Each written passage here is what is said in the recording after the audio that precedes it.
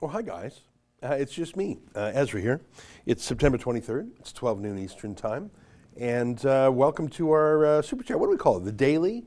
Something? It's called Daily? Daily. Daily Super Chat. We used to call it Battlegrounds.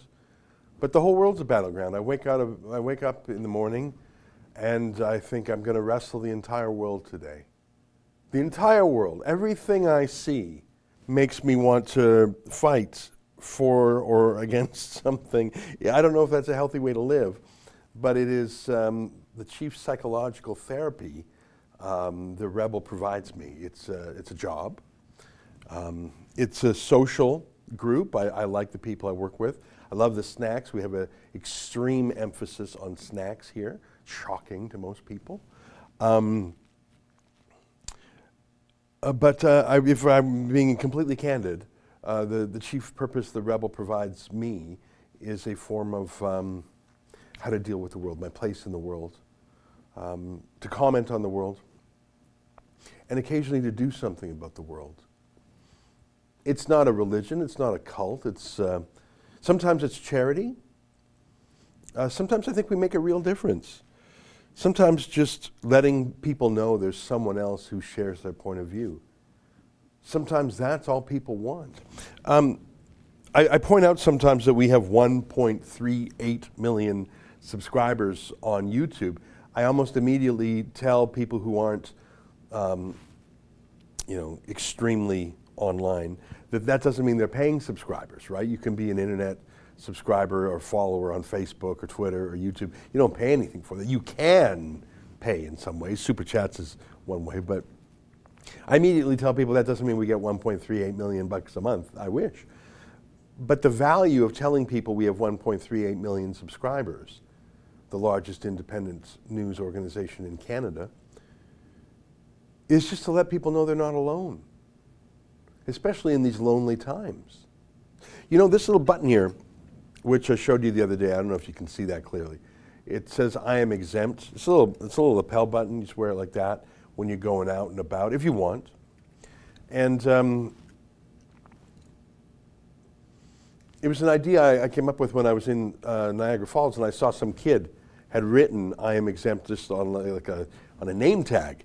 And I thought it was a good idea, better than my idea of an exemption card, because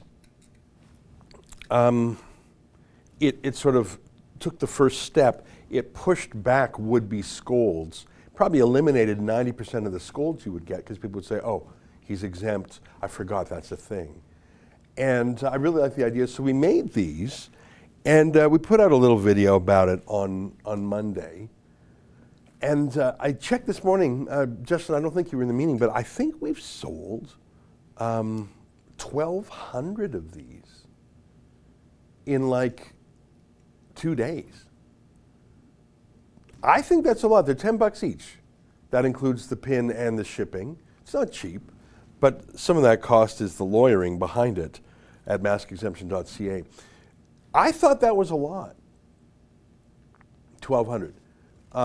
Really without any push, like I just mentioned in the video. And why do I say that? Because people feel alone. People feel like the whole world is against them. People feel like the whole world has gone mad. People are scared. They're scared of the virus in some ways, but I think these days they're more scared of the human reaction to the virus. And by human, I mean mainly our politicians, increasingly our police, and how their friends, neighbors, fellow citizens have in some ways become licensed in the social sense to be a snitch, a scold, an informant, a shrieker, a screamer, a banner, an informant. And that's stressful. So one of the things I love about Rebel News, and I know this isn't really on point with anything, is this sense that we're in this together with you. And it's stressful, though. I feel it. You can try and block out the news, but that's hard to do when the normal aspects of your life are now regulated. I told you this silly story about my lip balm that I bought the other day. It's a nothing thing. It's a convenience item. You know, I frankly lose most of these before I finish them, right? It's like a pen. You know, you don't make a special trip to the pen store. You find them anywhere because you lose them. It's so cheap. I told you the story of how I didn't want to go to my neighborhood pharmacy or whatever, convenience, because they make me wear a mask. I use DoorDash because I don't want to go. I don't want the hassle. It's not that I hate the people in there and they don't hate me. It's just this world we're in now. I like these little I am exempt buttons. Hopefully they normalize things a bit. Hopefully they normalize the exemptions. I'm excited to tell you, and hopefully we'll have it finalized today, that we are coming up with another pandemic product that I think is very thoughtful. By thoughtful, I don't mean generous. By thoughtful, it's, and there's a lot of thinking behind it. I don't want to tell you about it just yet because we're not quite ready, but hopefully by today we will. And some of these things, I mean, I don't know, we make a couple of bucks per button, not much, and like I say, that goes to the lawyering on the website. So why are we doing it? Why would we make buttons where we don't really make any money off it? Why are we spinning our wheels? No, I think it's to show that you're not alone. You are not alone, and we're not alone. And 1.38 million people want to talk about our point of view. You know our motto, telling the other side of the story. I feel that the other side of the story is being shunned and censored. Can you go to Catherine McKenna's? You know, I just sent you an email, I think, before I came in here, where I had a link to Catherine McKenna's tweet. I don't know if you can find that email quickly. If you could throw that tweet on the screen. Telling the other side of this, yeah, thank you. So it's a story by Martin Patrickin. He says the government of Quebec has a 12-person war room that ferrets out hate, misinformation, and threats against Premier François Legault, published on Facebook and elsewhere. And then can you click on that image, not the link, but the image.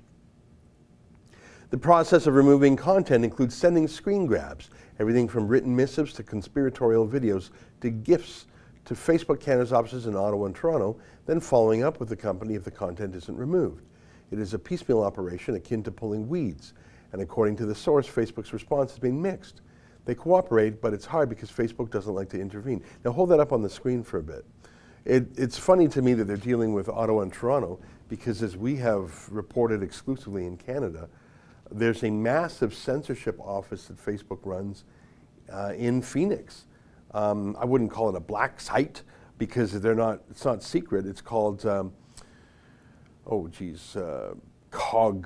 Cognex or something. Is that the name of the company? Cognizant. Thank you. 1,500 people censoring 200 posts a day each, 300,000 acts of censorship. So they do that all out of Phoenix.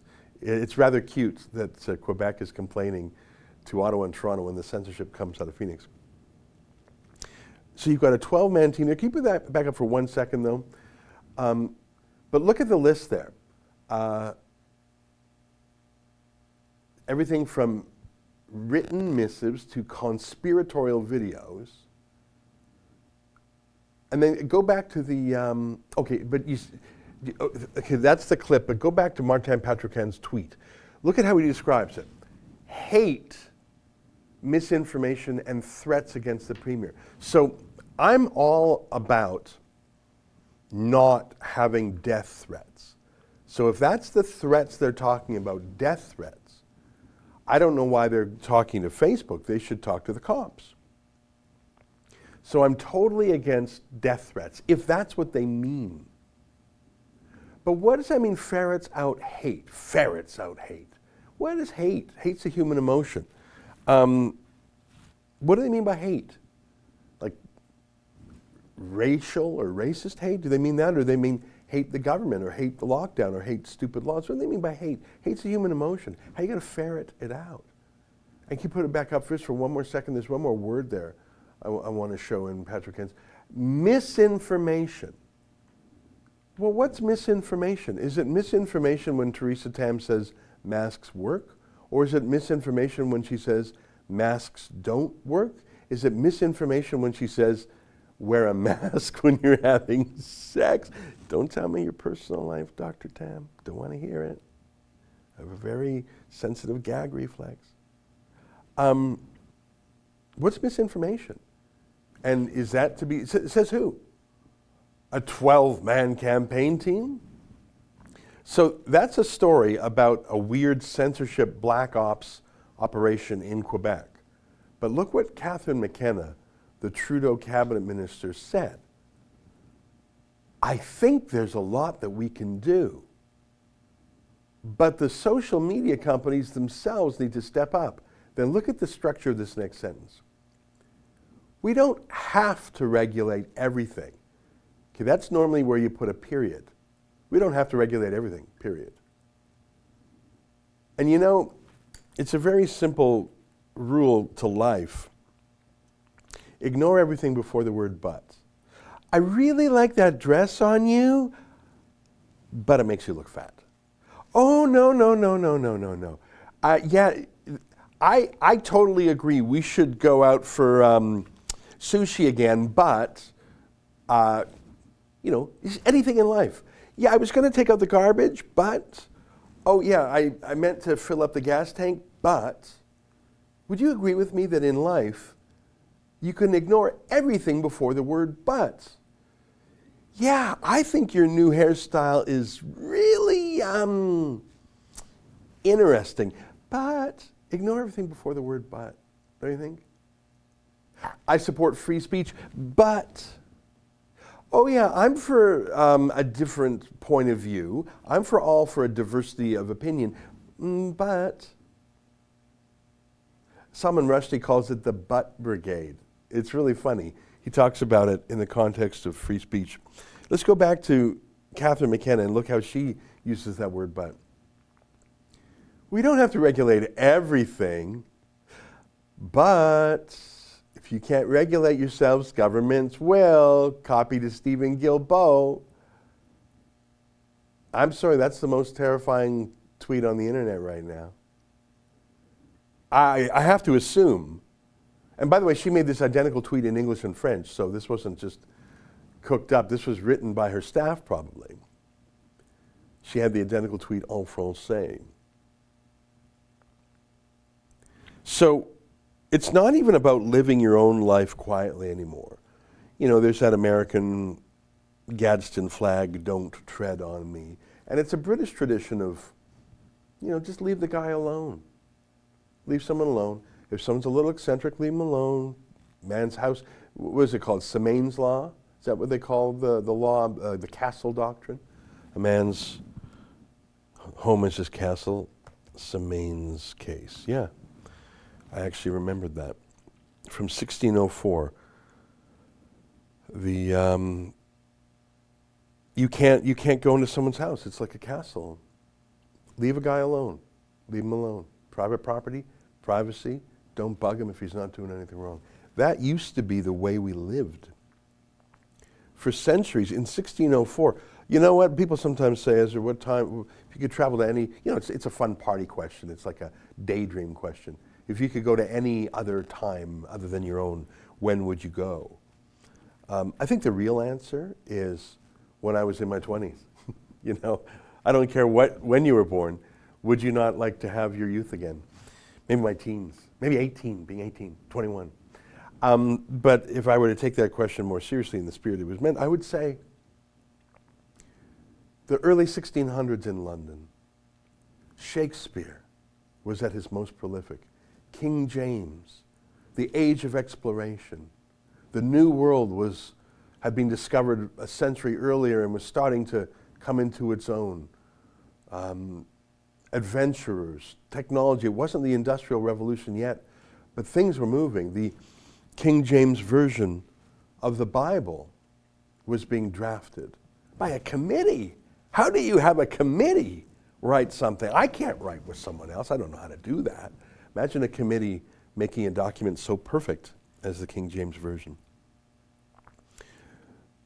And Semane's case. the Castle Doctrine in 1604. Imagine being there. And by the way, London was a very multicultural city back then because it was such a port city. It was the center of the growing empire. Ships were coming in from Africa, America, India, all over. And it was just, I can't think of a more wonderful or interesting time or place in the world. You could say, well, the Greek Empire, or the Persians, or the Romans. But you would have less freedoms and less rule of law. I mean, of course, the UK was not yet the democracy that we know it, but there were institutions, the Magna Carta, basic freedoms. Areopagitica and freedom of the press came later. When did that come? Areopagitica. 1644, so not much later. So there was freedom in the air. There was excitement and adventure. There was hope and optimism. There was the strength of the growing empire. What a time to be alive.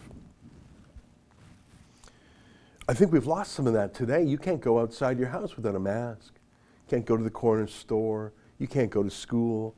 Even if you have your own office, maybe the pandemic police are shutting it down. You know, the last time great universities like Oxford or whatnot were shut down was the plague. But never in the course of Western history has there been a mass incarceration, house arrest, martial law the way there is now. There just never has been. Even when there were truly deadly plagues. We've talked before about the plagues in Marseille that were so bad they killed 40% of the people in Marseille.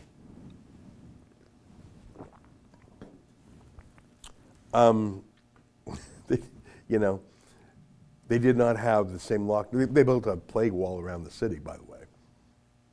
But they didn't say to everyone in the city, you can't go out. So yeah, this is all, I've been rambling now for 17 minutes. We've talked about Canada and the restrictions in this country. We've talked about little things that we do. We have a website called fightthefines.com. I want to show you the Canadian version. We haven't taken a case in a little while in Canada. I think we should get more cases, but it seems like there are fewer tickets being issued. I think that's about to change. We've had a few of our cases dropped by police already. We've got 11 cases on the go. And you can see success, Rebel News helps New Brunswick man defeat tickets. Update at the bottom there, charges dropped against Calgary pastor, fined for feeding the homeless. So we've had some really good victories from some of the more insane cases of social distancing finding. And the fact that our Fight the Fines tip line, we have a form on that page people can fill it, the fact that it really hasn't been active. In fact, I just checked this morning, I asked Andrew of our team when the last submission came. I think it's over a month ago. So that tells me that police have cooled it a bit in Canada. But I sense that's about to change. I saw some can you find my tweet where I just said that's unconstitutional? Yesterday, the public health officer of Ottawa said something like, if you met someone who has the virus, you have to be quarantined for 14 days or face an astronomical fine. So not if you have it, not if you've been tested and have it, not if you have symptoms, not if you've just arrived in Canada from Wuhan or whatever, but if you just bumped into someone on the street who has it,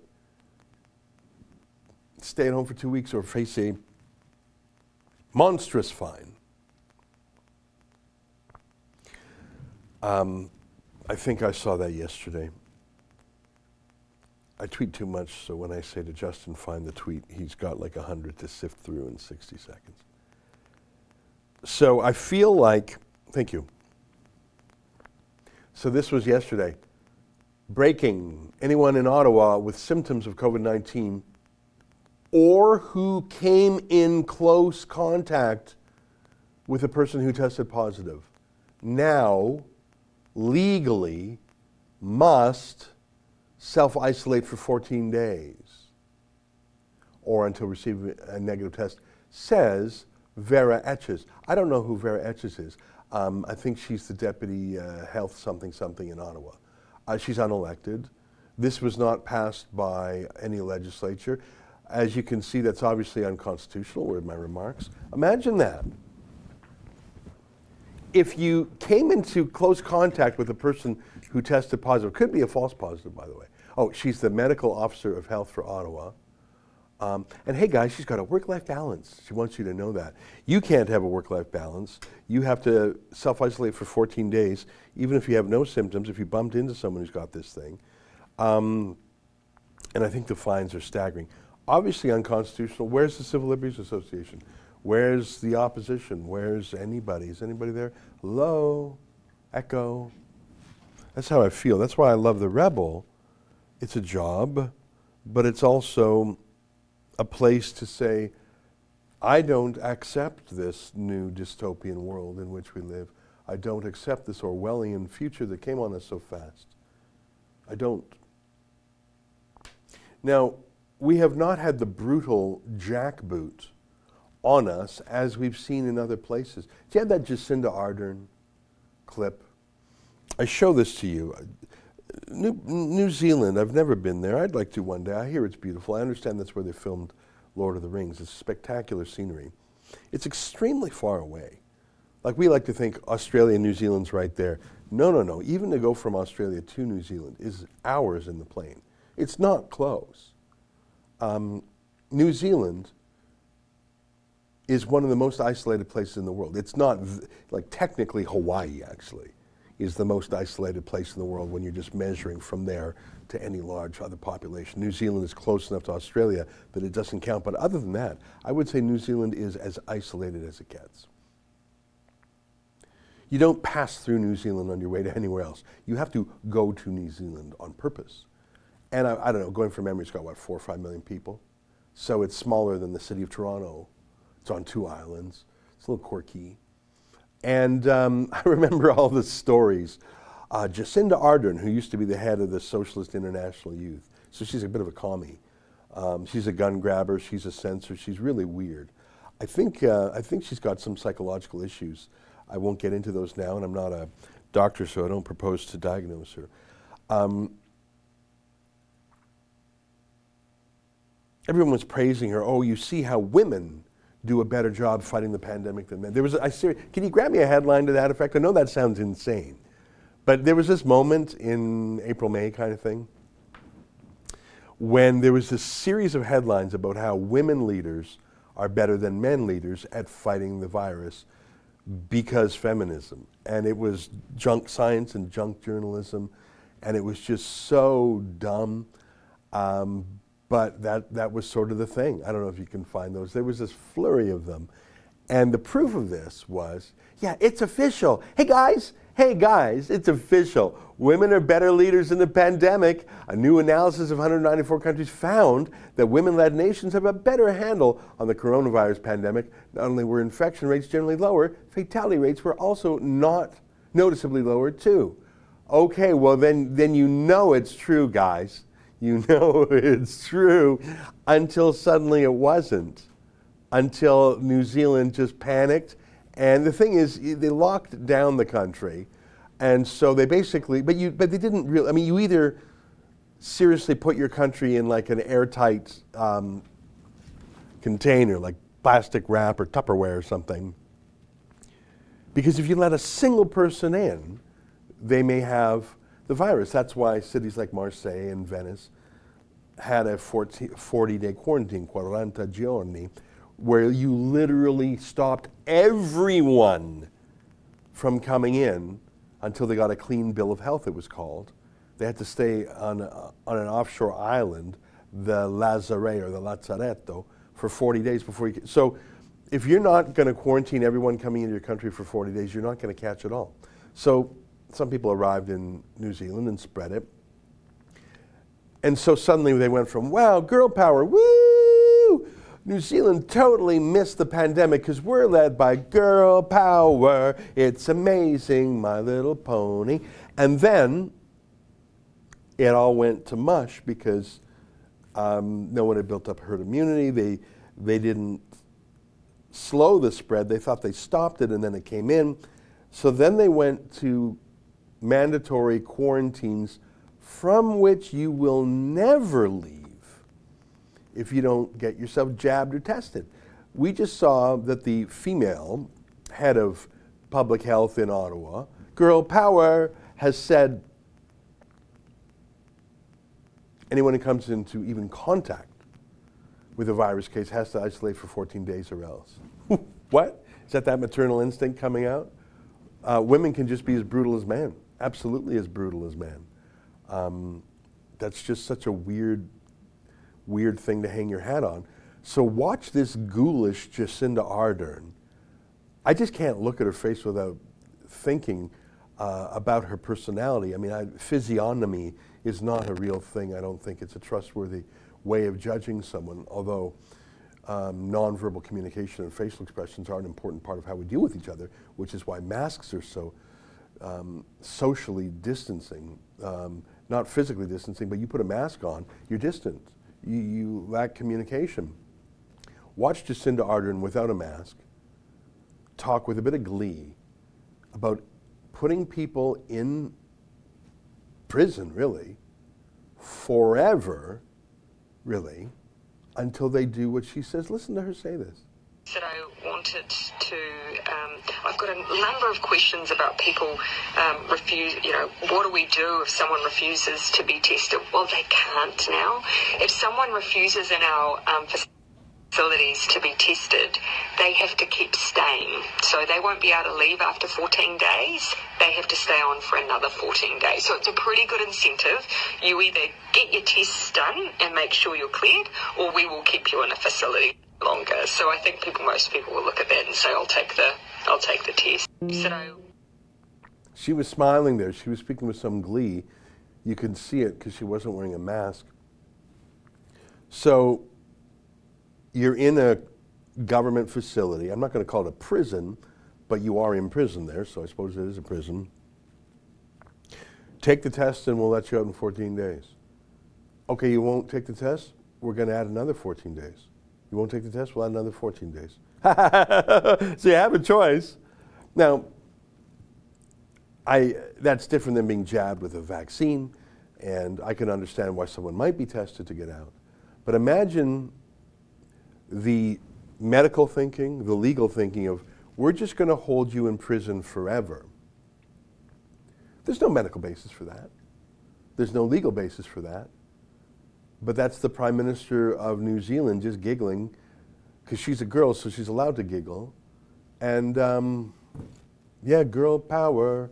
I don't like if she was a man, if she was a woman. I don't think it matters. She's just a little bit of a fascist, which you knew, because she was the head of the Socialist International Youth. Just across the water in southeastern Australia, in the state of Victoria, they have another socialist international type. His name is Dan Andrews. He's the Premier of the state of Victoria. Can you grab this headline? I really wouldn't have believed this if I didn't see it myself. Dan Andrews, he is pure commie. He actually flew to China and did a secret deal with the Communist Party of China, and he refused to disclose the terms of it to Australians. Are you actually a spy? Just give me a head. Like it's weird enough that the premier of a Australian state is doing international deals with Beijing. What are you doing? Look at this. So this is from 7 News, a legacy media, mainstream media. Victoria's Daniel Andrews slammed over a China deal. Belt and Road scheme explained. So he's signing on to China's empire, their colonization scheme called Belt and Road.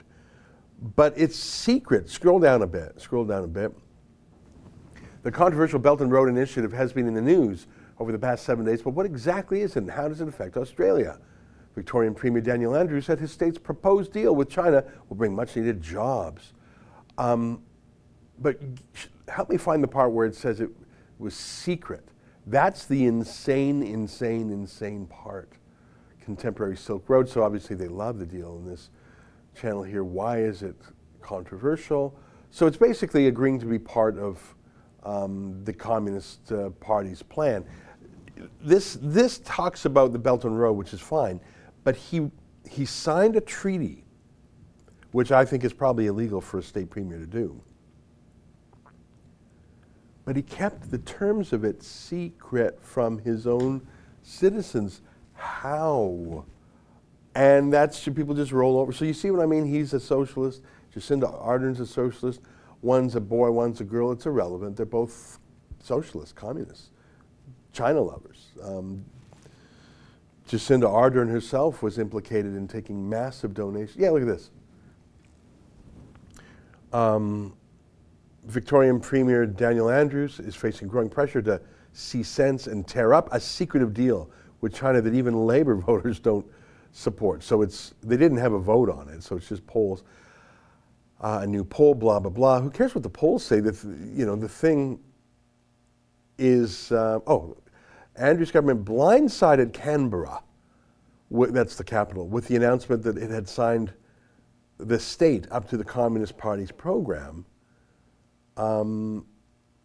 This doesn't quite nail it. Like he kept the term secret. Don't worry about it, we've talked enough about it. So it's 31 minutes and I'm coming to my point now. And I will read my super chats. So I get up every day and I wrestle with the world every day. Rebel News is one of the ways I do that. And I have observed, give me the pregnant woman Zoe from Ballarat. I observed that the worst place in the world right now, it might be Jacinda Ardern's New Zealand, but I don't actually have a lot of videotape from there. But every day from Victoria, which is the state of Australia that has the city of Melbourne, every day I see something insane from there. Every day. I could show you 1 of 10 videos. But the one I want to show you is perhaps the most famous. Can we roll that? Her name is Zoe, of course. She's a pregnant mum from Ballarat, which is a city in near Melbourne.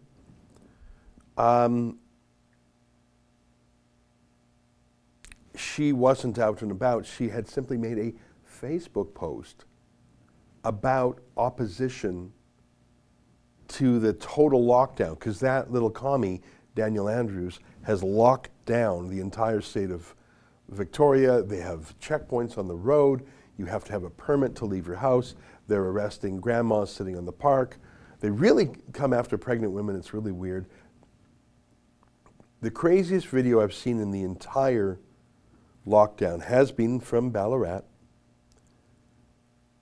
And she was not out on the street. She was not in a group of people. She was in her family home. And we mentioned Semane's case in 1604. A man's home is his castle. It's in the gendered masculine because that's how people used to talk. Well, how about a mum? Is a woman's home her castle? You bet it is. How about a pregnant mum who has an ultrasound appointment in an hour? Is her home her castle? You bet it is. But in the state of Victoria in Australia, watch this police team with a search warrant invade this woman's home, arrest her, handcuff her in front of her family for making a Facebook post opposing Daniel Andrews and his extreme martial law. Take a look at this. Give me your search warrant before you go through my house. You're the occupier or tenant? Yeah, I own this house. Yeah, it is. No, it's a search warrant. Search warrant for what? Now, what I will explain to you is if you want to listen, you got your phone going. Yeah, I do, yeah. Right. Now, you're under arrest in relation to incitement. Incitement? Yeah. Now, you're not obliged to say or do anything, but anything you say or do may be given evidence. Excuse me, incitement for what? What on earth?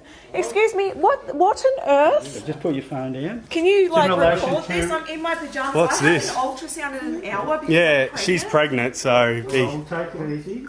What's In this relation about? to a But I have an face- ultrasound Just let me in finish. an hour. Let me finish and I'll explain. It's in relation to a Facebook post, in relation to lockdown protest, you put on for Saturday. Yeah, and I wasn't breaking any laws by doing You that. are actually, you are breaking the law. That's why I'm arresting you in relation to In assault. front How of can my you children, arrest her? In That's- front of my 2 children. Can't you just say to her, take the post down? Like, come I'm on. happy to Not obliged. delete the post. This Yeah, is ridiculous. That's right. Yeah. But I have to give you these caution rights. You understand? Yeah, that's You're fine. not- Like, I'm not happy to obliged delete say the do post. This is anything. ridiculous. Like, Anything this is you say in front of do, my... That's maybe fine. giving evidence. You understand that? Yeah, that's fine. But my 2 kids are here. I have an ultrasound in an hour. Like, I'm happy to Let me delete finish. the post.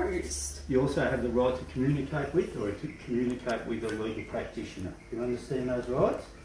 Yeah, this is ridiculous. Yeah, this is a bit unfair. Come on, mate. No, What about she just doesn't do the event? Like, it's not like she's done it. Well, She you've made a already post. committed the offence. So I'm not going to So that's an offence. Now, the search warrant entitles us and we're required to seize any computers, any mobile devices you have. What on earth? Yeah. Can I just get your This badge there, crap. mate? It's all there.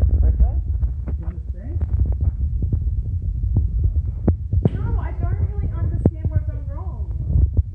I really don't understand what I've done. This is ridiculous. I've got This is a lot of stress on her too. She's pregnant. It goes on. I tell you, I don't think I would be that calm if I were the dad there. How do you feel about that? How does that make you feel? If you feel nothing, check your pulse, you know. Are you catatonic? You feel nothing? It's like a straight line. The seismograph's not moving at all for you there. Family home, kids are there, mom, dad, preggers, lady, ultrasound in an hour. Search warrant! Who the hell signed that search? What judge signed the search warrant? What judge signed that search warrant? Are you not curious about that? How do you feel about that? I can tell you that's happening. Well, give me the headline. 23,000 times. Dan Andrews has issued 23,000 such tickets. And that's a week ago, that stat. I can try and find that for you. 23,000 times. Not all 23,000 involved a pregnant woman an hour before ultrasound, but everyone has some story to tell like that. Do you not want to do anything about that? I mean, you can talk about it. We're in the talking business. You can report, yeah, thank you. Victoria Police issue more than 23,000 COVID fines since March. Victoria Police have issued a staggering amount of COVID fines since the start of the pandemic to people breaching their chief health officer's directions. A total of 23,183 fines have been issued in the state since the coronavirus began, but less than a third have been paid. Good. Okay, thanks. But here's the thing. That woman there did nothing against health. She had made a Facebook tweet. You don't get a virus from a Facebook tweet. Facebook post. So even that story there is a bit of a fib, right? 23,000 violations of the health code. But she didn't violate the health code, did she? Did she? She got a ticket. Our Avi Yemini, can we grab the viz of him being slammed on the ground? We sent Avi. We hired him on a Friday. We sent him to report on a protest on the Saturday. He got arrested. 24 hours after he joins us, he gets arrested. Welcome to your baptism by fire. And if you watch the video, and I encourage you to do so, he shows all his permits and his passes. He's inspected as a roadside checkpoint. He gets through. He's standing with the other journalists. And some cop comes up to him, jabs his finger in Avi's chest. Arrest him. He's here for no purposeful reason. You just made that up, mate. That's not a thing. And they slam him to the ground. Do you have that vid? Not here for any purposeful reason. Putting him under arrest. But this guy here is going to be placed under arrest right now. Well, I'm under arrest. Yeah, I'm media. I am media. I'm media. Cooperate with the later, but at the moment, I've got my permit in my pocket. My permit is in my pocket. I'm fine. I've got my permit in my pocket. You know, that's true. He did have his permit in his pocket. Imagine having to say that in a free country. I've got my permit to be in public. I've got my permit to talk about the news. Please. I mean, he's legally right, and he said that to make the legal point. But even that in itself is absurd. Can you go to standwithavi.com, please? So I was very upset by that. Avi's tough and smart, though. He kept his cool. And as you may know, we hired, click on the lawsuit if you can find it. Up there, there we go. So we hired a lawyer in Melbourne between Avi Yemini and the state of Victoria, a writ to the defendant. Take notice, this proceeding is being brought against you. You're in trouble, mates. And then scroll down. If you fail, blah, blah, blah. Scroll down, that's just the opening. And then here we go. At all relevant times, the defendant operated Victoria Police Force. The plaintiff brings this proceeding against the defendant. Unlawful arrest. On the 5th of September, the plaintiff was lawfully working as a journalist and reporting on the Lockout Law rally protest taking place at Albert Park, Melbourne. While performing his work as a journalist on the said date, servants and agents of the defendant purported to arrest the plaintiff without warrant. At the time of his purported arrest, so you can see we're suing. You can read the whole thing at standwithavi.com. Thanks. So that's my way of coping with the world we live in. We show you the news. We hired Avi, he's working for us, he's a chief Australia correspondent. A bad thing happens to him. He's arrested, you saw it. He actually laughed. His first reaction was a laugh when the cop just says, arrest this bloke, he's here for no purposeful reason. Avi laughed because it was so absurd. Yeah, it is to laugh. So we're suing. That makes me feel better. So it's my own therapy, but I think maybe we'll make a small difference in the world. Like I said, I showed you our Fight the Fines cases in Canada. We've already had a few victories, even though they haven't gone to court yet, because a prosecutor looks at the charge by the police and says, yuck, I don't want to go before a judge and do this. There was a pastor in Calgary, I think I showed you, who was literally feeding the homeless, and he got a social distancing while he was feeding the homeless, and the cops gave him a $1,000 ticket. Imagine being the prosecutor who's got to go before a judge like that. Boy. So yeah, the prosecutor just dropped that case because, I mean, imagine, you would have to, I don't know if one judge in 100 would convict on that. But the trouble is, the police are doing the dirty work without any judges there. 23,000 tickets, and a third of them were paid. Where's that Australian larrikin style? Where's that dissident? I mean, for God's sakes, you've got, Australia was founded as a penal colony. Surely the most rebellious, dissident, independent-minded, contrarian people in the world are down there. Embrace that Australian spirit, the lucky country, the free country. Give me some of that Crocodile Dundee. Give me some of the I don't bend the knee. Isn't that what Australia is famous for? Spirit? Imagine a third of people paying those fines. So we're suing for Avi, and we set up a crowd fund. But every day I see more video out of Melbourne and surroundings. And what do you do? How do you feel? How do you feel about this? There are people who look and talk and sound and live like us. They got a bit of a funny accent. But Australia and Canada couldn't be more similar. Geographically, population-wise, Commonwealth, allies, part of the Five Eyes. We were in wars together. I mean, yeah, they're far away, but I think it's very, I have had the pleasure of visiting Australia.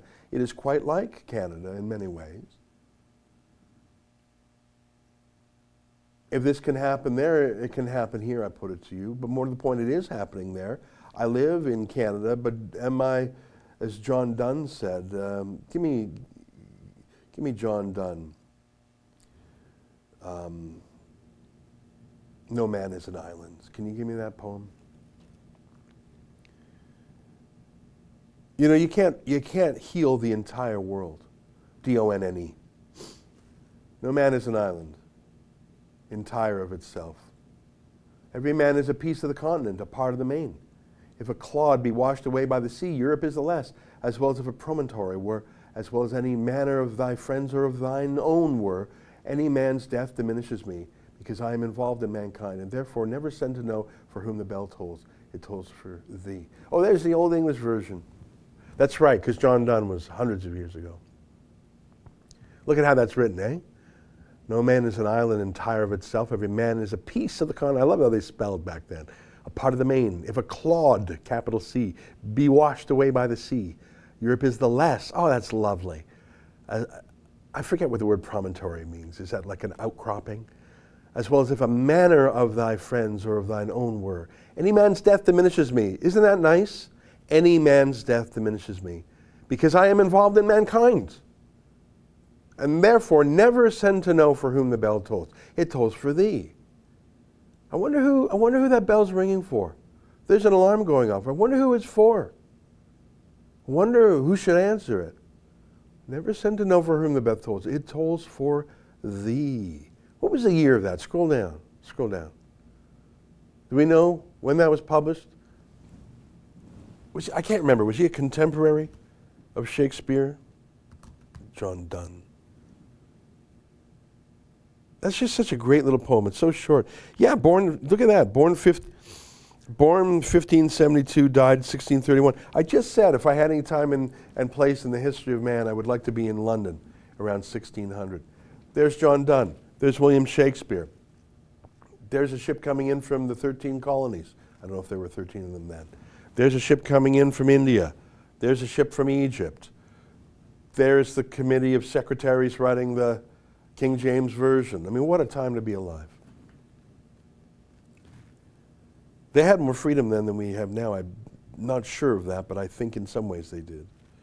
They didn't have all our democratic freedoms, that's for sure. And so here I am in Toronto, and I see these bells ringing in Melbourne. Now, I have an obligation to my friend Avi because he works for me. And we defend our people hard. You know that. David Menzies, Cian Bexty, Sheila Gunn-Reid. For every one of these people, Drea, she's going to an event, we're sending security with her. We send lawyers. We defend our people, we fight. Our people. Surely I have an obligation to do that as a friend and an employer.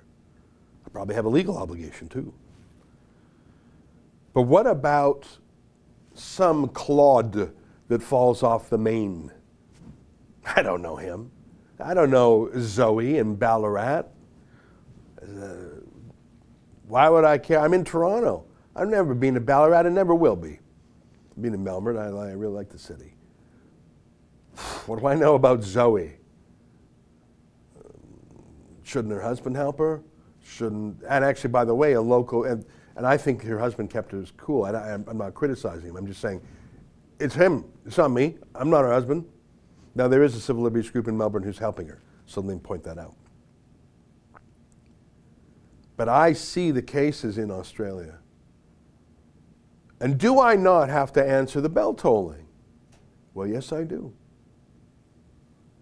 Or for my own conscience and my own sanity, my own therapy, to get me through these panicky times. I'm not worried about the Wuhan flu. I'm not. I got more likelihood being shot in a gun battle in Toronto than I do from the Wuhan flu. I just said to a teammate today, I said, hey, do the math. How many people have been killed in Chicago, gang violence, in the last month versus the virus? I don't know the answer yet, but I can guess. So in these dangerous days, I'm not worried about the bug. I'm worried about the politicians. They're a more pernicious virus. So based on the success of our crowdfund for Avi, I said, Avi, you're in Melbourne. You're in the center of the lockdown, the martial law, the house arrest of millions. Do not send to know for whom the bell tolls. It tolls for thee.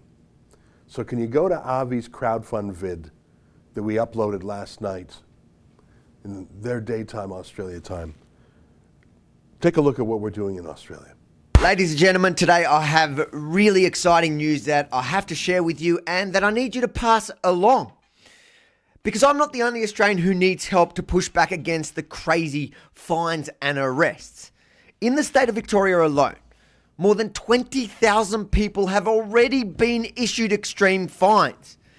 Now, these fines are outrageous, but fighting back in the court costs even more than the fines itself. How can ordinary Australians, already reeling financially from the pandemic lockdown, afford to hire a lawyer? Well, we had an idea. Crowdfunding. It's how I'm paying for my lawsuit against Victoria Police at the moment. So let's build on that and defend as many Australians as we possibly can. How it's going to work. If you or someone you know has received an unreasonable fine, please go to fightthefines.com.au and tell us your story by filling out the form on the website. We'll then have a competent Australian lawyer review every single case. And for promising cases, the lawyer will contact you directly to learn more about your situation. But this is the best part. Instead of the lawyer sending you the legal bill, we'll pay for it on the very same website through crowdfunding. Because fighting fine can cost thousands, even tens of thousands of dollars. That's more than most people can afford, certainly more than I can afford. But if enough of us get together and chip in a few dollars each, we can do it together.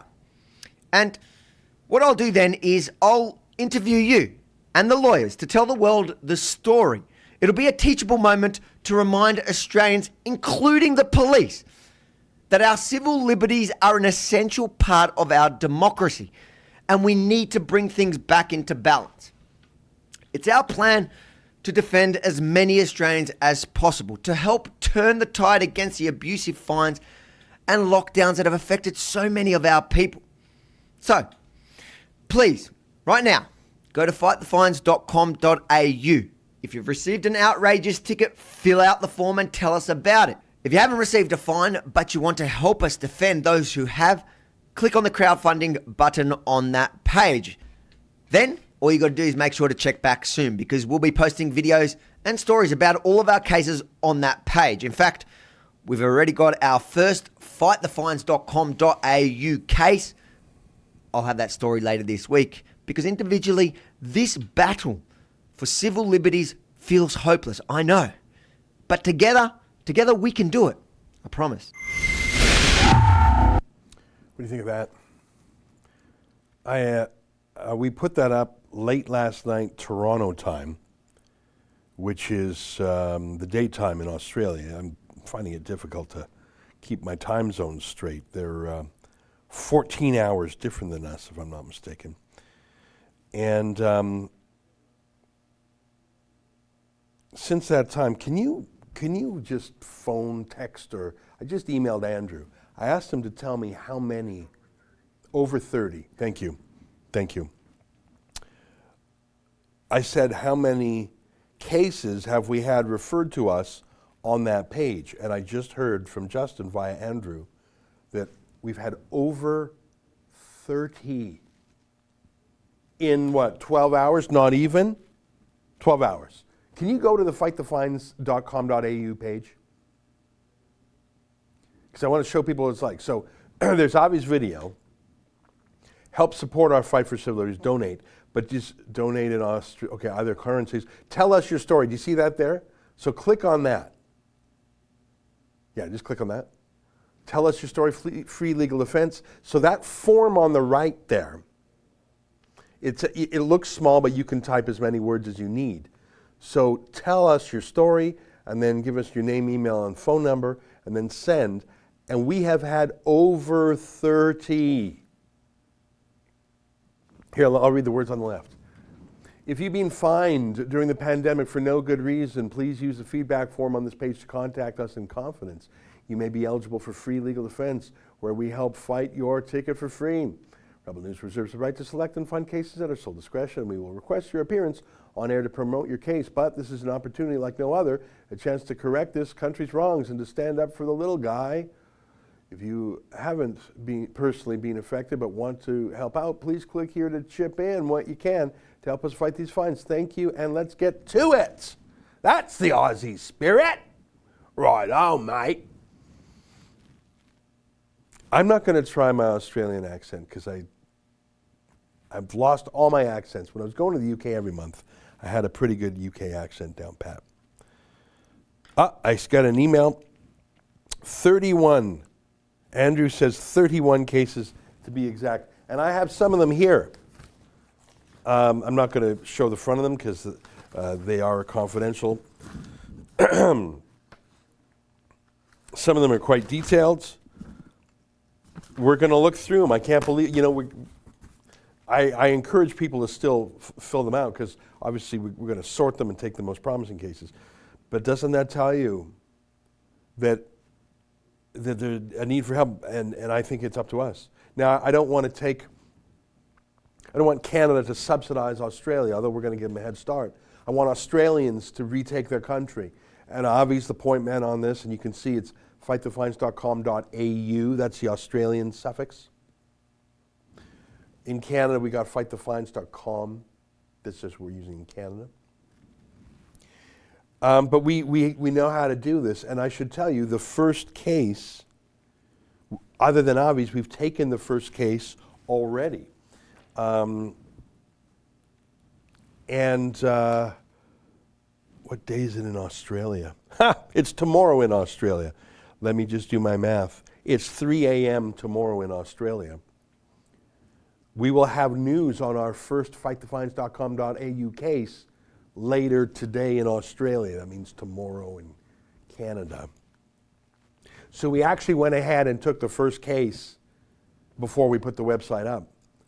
And I expect we'll be rolling out a new case every week. A lot of the fines I'm hearing, Justin's just telling me, are just for people going outside the 5 kilometer radius. It's like those electronic dog leash things, I don't like those. They have a thing around the dog and you put sensors, and if they get zapped, it's a form of physical torture. I would never recommend, I'm not a dog owner, so I don't know, but I would imagine that's painful for the dog, and that's not a good thing. Maybe the alternative is worse in some cases, but now we're doing that for people. Don't go beyond 5 kilometers or you get a fine.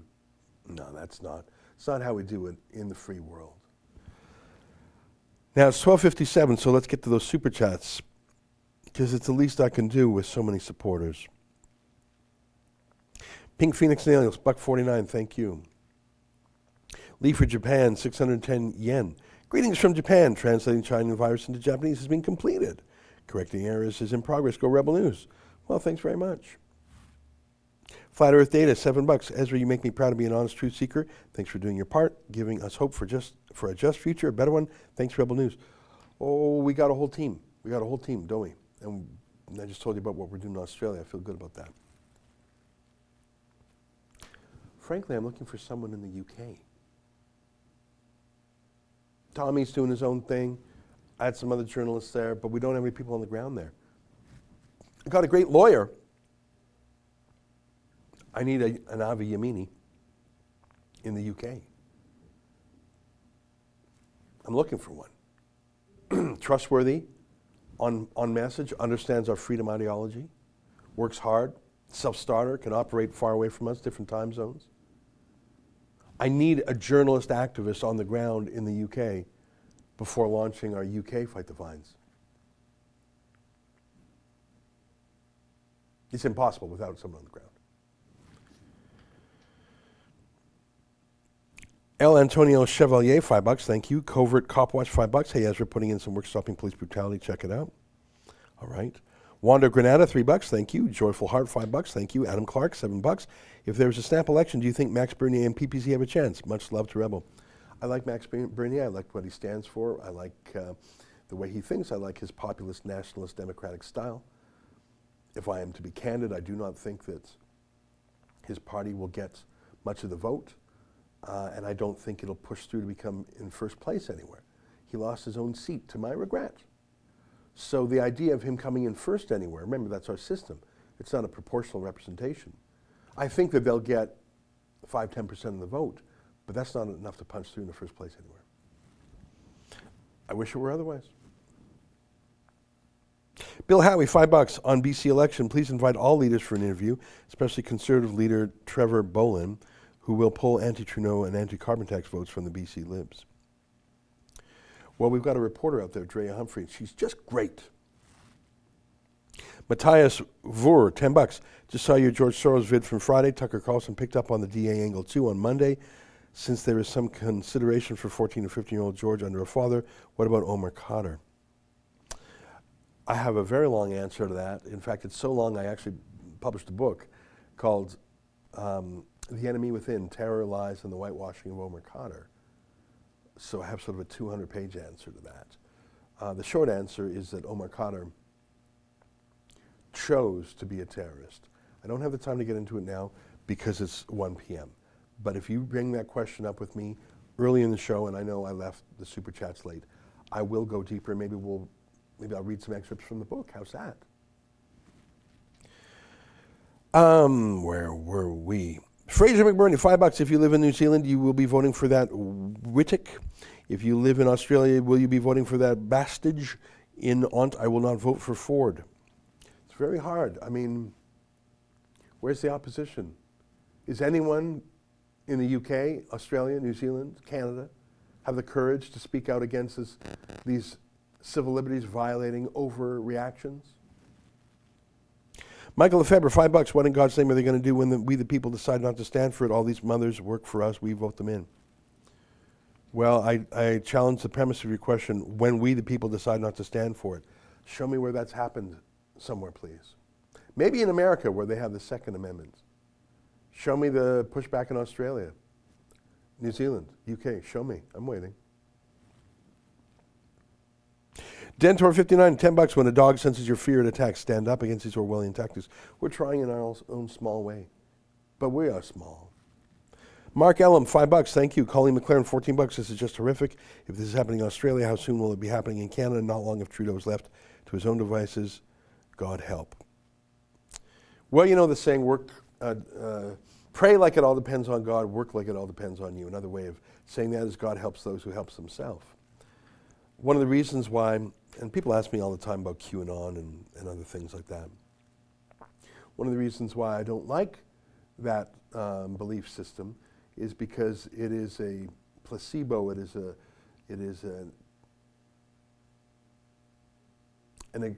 a long shot hope that excuses people from actually doing the work in the real world. And so I think you need to have a hope or a worldview or a religion or a belief, all right, but you need to do works. You know, I'm not a Christian, so I don't have all the turns of phrase, but belief without works, what's that? So you believe in something. What have you done? What have you done? So fightthefinance.com.au, that's a thing to do. We're really relying on Australians there. And so far they've been amazing. If we have 31 cases, now I'm not saying we're going to take them all, let's say we take 10. There's no way that's not $250,000. There's no way. So we got to raise the money. Muzzle Flash, $5. Will the population control advocates begin with their own families? Well, of course not. I note that David Suzuki has 5 children, and so did Maurice Strong. Is he still alive? MEC, $5. Dan Andrews sure has women issues, seems to detest women speaking out. I don't know about that. Ryan Rossi, $20. Where do you see Canada as far as restrictions go a year from now? I think it will be worse than Australia. Well, I am worried that we're about to have a second wave, not of the virus, of the lockdowns. We're lawyered up, though. I think you'll agree with me on that. Boone D. Williams, $5. Thanks for standing by us in Melbourne. Love your work, mate. Well, what does bonzer mean? Can I get a translation of bonzer? Is that a good word or a bad word? Is that a swear? Means first rate. Well, I would say to you, Boone D. Williams, bonzer. Did you like my use of the word larrikin? Did I use that right? Mark Latham taught me that word. So listen, we'll do our best. Avi is a fighter. You gotta be with me on that. That guy fights. He's smart. He's technically competent, he's energetic, he's courageous. If I was smacked down like those cops threw on the ground, I would not have kept a civil tongue in my head. He kept his cool. You know, there's a Jewish saying, who is strong? He who can control himself. You throw me down on the floor with a bunch of cops breaking my rights, I don't think I would have kept a civil tone, but Avi did. And that's strength, isn't it? Derek G, $5, why don't you set up a Help the Whistleblowers fundraising? Which whistleblowers? Mark Friesen, Grizzly Patriot FFCS, $14. As if you stop being a defeatist and start promoting the only party that represents your values, it would go a long way to getting PPC seats that our country desperately needs. Well, I have a lifelong track record of supporting beautiful losers. When I was a teenager, I joined the Reform Party. Got 50, 60 seats, whatever, but that's another way of saying loser, because you didn't win. I mean, let me quote another source of wisdom. I've quoted the John Donne today. Beautiful poem. And I did know that clod meant like a clod of earth. I knew that. I know my words. I once had a word competition with Rex Murphy, and I stumped him. Did I tell you that? He has the Oxford. You've heard that story many times, haven't you? The word I think the word I stumped him on was infandus. Can you believe it? That's my memory, at least. He might remember it differently. We had a word contest. Say a word to the other guy and see if you could stump him. I know my words. Infandus. And he's a Rhodes Scholar. I know what clod means.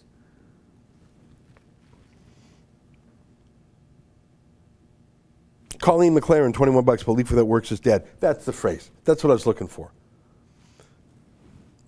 I take your point, but not sure what exactly I can do besides always vote in every election since turned 18 and donate to you. Well, that's the thing. Everyone has a role.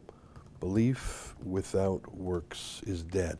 Let me see what that's James 2:14. I like the King James Version.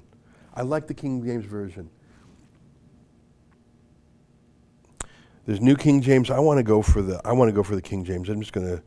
There we go.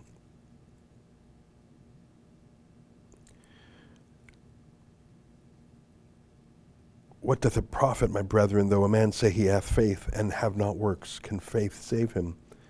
If a brother or a sister be naked and destitute of daily food, and one of you say unto them, depart in peace, be ye warmed and filled, notwithstanding ye give them not those things which are needful to the body, what doth it profit? Even so faith, if it hath not works, is dead, being alone. James 2:14. That's a good one. That's a really good one. So you say, what can I do? Everyone can do different things. Some people have more time than money. Some people have more money than time. Some people have skills. Some people are conflict averse. Some people are conflict oriented. Some people have different levels of energy. Some people are online and some people aren't. I think that there's something that everyone can do. And maybe you can stretch your personal style to become something augmented, something more than you are right now. That's called growing, I suppose. But there is something. I mean, what could someone do very practically? You could share something on the internet. The smallest thing is like and subscribe, share. Spread the word. Speak out. I think that sometimes it starts, as Jordan Peterson would say, make your bed, clean your room, right? And what does that mean? That means before you save the world, before you fix the world, fix yourself. Okay, but we want to fix the world now too, so what do? Well, you can start small. You know what? I remember when I visited the lockdown, but I remember I went to someone's house for the first time. Not a work friend, but a friend. Like not just someone I know from where everyone worked, we talk and we have the idea, and we saw everybody.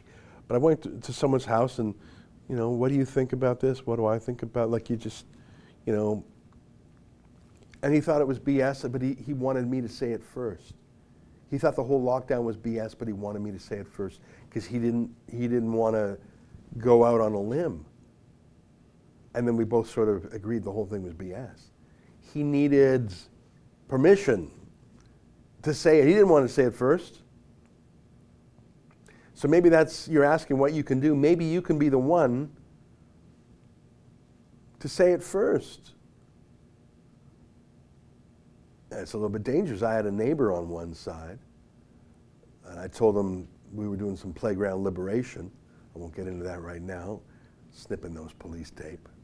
And I thought that would be a fun conversation starter with the neighbor, talking about playground liberation, as I called it. He didn't like that. Or maybe he was too nervous. I think he didn't like it. So if you talk about your true views to people, you might get that, you might get a little bit of this. You might get some of this. You might get some of this. You might get some of this. Or you might get some of this. Ooh. I remember when I went to the friend's house and I realized that he didn't believe the BS either. All right, well, it's 1:10. I think, have I got through all the super chats? One just came in. Let's take a look. Derek G, $5. We need not-for-profit organizations to provide financial and legal support to incite people who'd like to blow the whistle. All right. A not-for-profit organization is just a legal structure, right?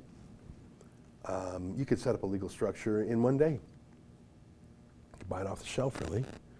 Not-for-profit does not mean the same thing as a registered charity. But a not-for-profit legal structure is nothing without the money, isn't it? So yeah, have a legal structure, have a board, paperwork, blah, blah, blah, paperwork, lawyers. But where's the money? The other day we had a big, long talk about George Soros. According to his own website, he has given or has pledged $38 billion. Am I remembering that right? Was it $38 billion? Something monstrous like that. There's nothing like that on our side. Nothing. I think we, dollar for dollar, fight better, harder, smarter than any of the guys on the other side. But when they're spending $38 billion, you just, what's your 100,000 compared to that? But I think we have to use the power of the internet and crowdfunding. We don't have billionaires on our side. Billionaires typically get very scared because they don't want to lose money, they don't want to be regulated. They get fancy, actually, more than they get scared. You're a billionaire, you're probably not scared of things. In Canada, you get scared. But billionaires around the world, they just get fancy and they want to do fancy things and they don't really care because they're immune to life. I think what we have to do is we have to rely on the strength of the people, which is what we've done here at Rebel News. Thousands of individual donors. I forget the average size of our gift. I'd have to check it again. I think the average person gives like $63 or $68 or $53, between $50 and $70. I have to check it out. I'm sorry, I haven't looked at that statistic in a while. I think our average gift is in the $50 or $60 range. Well, how are you going to fight a battle on that? Well, what if we had 1,000 people doing that? Well, now we got some lawyers in Melbourne, don't we?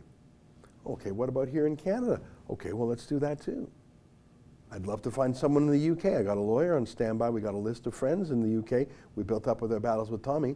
Can I get a journalist in the UK who's not going to implode or explode, who's going to do some good work on the civil liberties? This is what I'm looking for. I won't keep it a secret. I'm looking for someone. Because I wake up every day just like you, and I'm stressed out by the world, and I want to wrestle the world every day, because no man is an island. I most certainly am not. It's 1:13. What time's the throne speech today?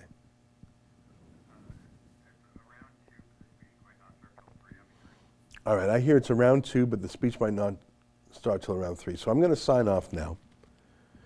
We're going to come back on to do a live stream of the speech from the throne.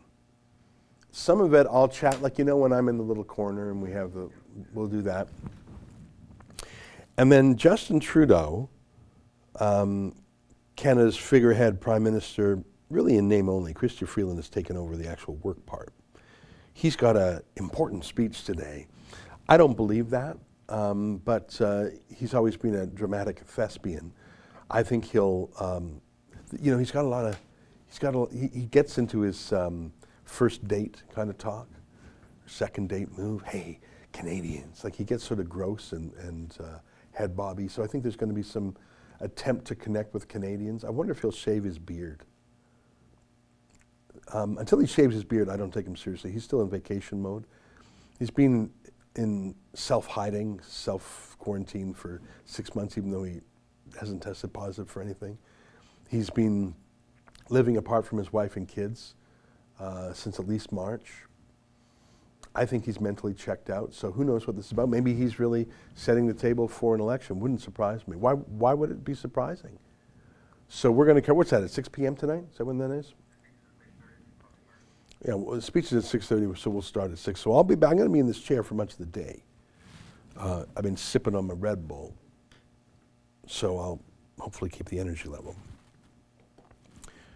Jack Krauser, $7. Will you be streaming the Trump-Biden debate on Tuesday with commentary? Yeah, I think we will. Yeah, that sounds like fun. I'm going to say goodbye now. Or as the French say, au revoir. I want to leave with 2 videos. Justin reminds me we have a dog video. But if you think that I'm being morose or over-dramatic or too sober, a Debbie Downer, let me show you a video I saw and I tweeted this morning. It's the babies one. I saw this today. Actually, I saw it yesterday. And it just made me angry in a way that even that Zoe pregnant mom in Ballarat video did not. Look at this video. Pinter semua. Tuh. Pakai social distancing. Tuh, lihat nih. Tuh. Tuh.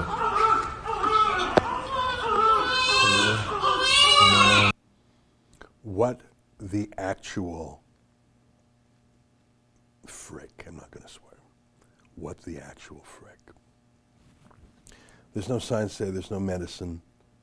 There's only mania and panic. Who would do that to those children? What on earth is happening? I see things like that and I can just turn the channel. I can look away. But I will not. Not yet, at least.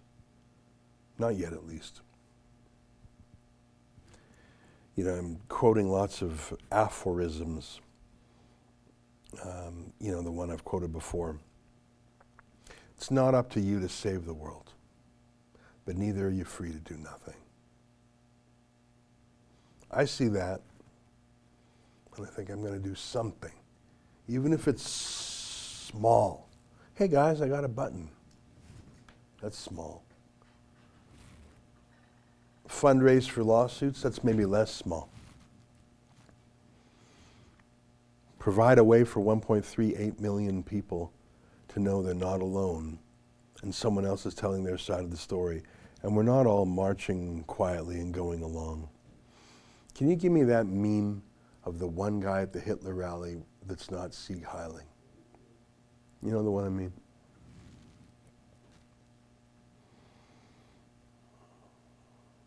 You know, I say to people, how would you have acted in Berlin in the 1930s? Well, we know now. Would you go along with this? And I'm not comparing the Nazism of Berlin to what we're having now. Are you that guy? Are you that one guy? Are you the one guy who says, nah, I'm not going along with the madness? The rest of you are. I'm not insane enough to try and fight you, but I'm not going to put my arm up at the very least. So we're the network for that guy. Not in 1935 or whenever this photo was taken, but in 2020. Which of these people in this picture would you have been back then? And if you say you would be that guy, I say to you, prove it.